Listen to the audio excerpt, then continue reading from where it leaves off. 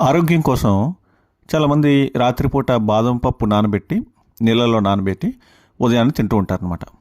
So తరచుగా ఆ, చాలామంది ఎదుర్కొనే సమస్య ఏంటంటే రాత్రిపూట నానబెట్టడం మర్చిపోతారనమాట.